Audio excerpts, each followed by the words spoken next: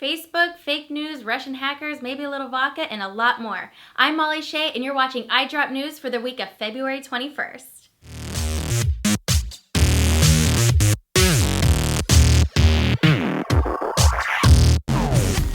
Facebook has announced an anti-terrorism AI to build a safer global community. Facebook's founder, Mark Zuckerberg, you all know that guy, published a long missive on Thursday voicing concerns about the rising tide of anti-globalization and terrorism worldwide. One contribution Zuckerberg believes his social media can make is the building technology to identify dangers and problems before they even occur. An AI reviewing software is still early in development, and that the algorithms would take years to develop. Zuckerberg also said that his company was researching ways to use AI to block the dissemination of terrorist propaganda without censoring legitimate news. Right on, Zuckerberg.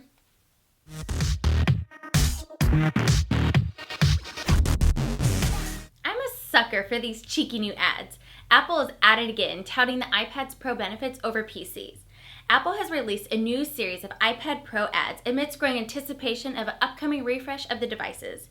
Each 15-second video is a response to a Twitter comment or question about the iPad series. Supposedly, we're at the end of this device's life cycle.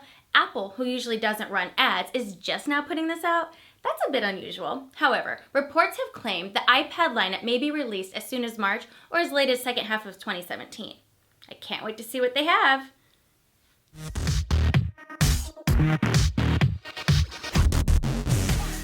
If you haven't already, better start cleaning up your Facebook profile. Facebook is planning to overtake LinkedIn with a new jobs feature. A new Facebook feature allows job seekers to search for positions all inside of their favorite social media app. For the best bang for their buck, employers' job openings will also appear in newsfeed for suitable applicants. Facebook users will be alerted of appropriate positions as well. That's awesome. Applicants are able to click on Apply Now button, which will open a form with pre-populated user information coming directly from your Facebook profile. That's rad. In the past, it would have been slightly awkward to receive a Facebook friend request from your boss, but 2017, that just might be the new norm.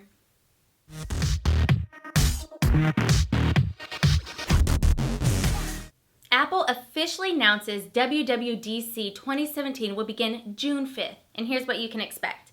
Apple has announced the return of its 28th annual Worldwide Developers Conference, which, for the first time in years, will be returning to San Jose, California. The annual Developers Expo will be held at the McHenry Convention Center.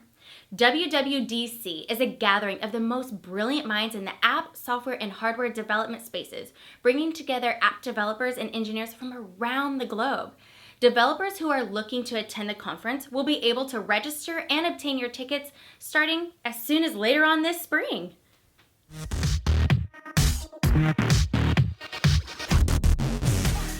Everyone's talking about fake news lately, and now Apple's Eddy has chimed in. Apple Senior Vice President Eddy stated that given their influence and power, technology companies had a duty to stem the flow of fake news. The term fake news gained popular currency during last year's presidential election when it became apparent that a sizable contingent of websites dedicated to churning out misinformation about both candidates had arisen. Tim Cook, Apple CEO, warned the current media ecosystem rewarded garnering clicks at any cost and argued that technology companies had not done enough to address these issues. Shame on them. Don't fall for all the fake news.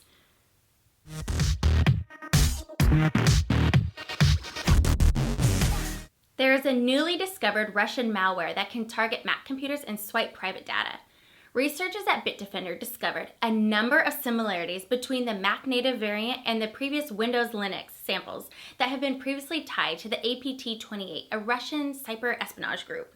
The malware in question is reportedly a Mac native version of X-Agent, which luckily it's not impossible to defend against. In a comment, Bitdefender said that their antivirus software can detect and block the backdoor. By that logic, it's possible that other updated AV platforms could also. That's awesome, and maybe we should just send these Russian hackers some vodka.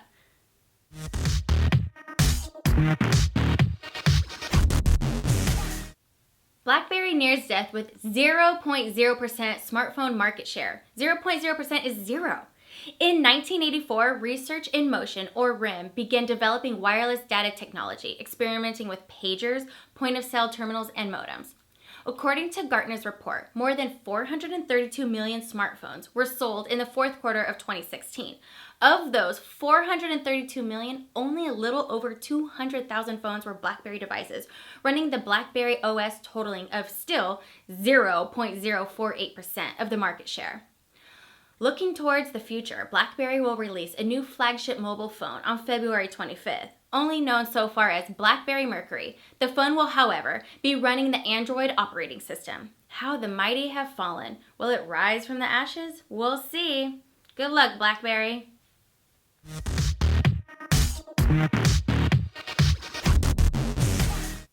Apple files patent for a new iPad smart keyboard with dedicated emoji key and more. Apple has recently filed a patent application for a new generation of smart keyboard that could launch alongside upcoming iPad models this year. According to the patent, the keyboard will have the Share key, which would be a shortcut to share content straight to Facebook, Mail, and Messages. Also, a long press or double press could invoke Siri. Additionally, a dedicated emoji key would imaginally bring up the iOS emoji keyboard, because we all speak emoji, right? However, like other Apple patents, it's not clear whether the features described will ever show up on an actual product. Why does it matter anyways? I'm just going to speak emoji. I hope you got all that, because that wasn't fake news. I'll see you next week on iDrop News.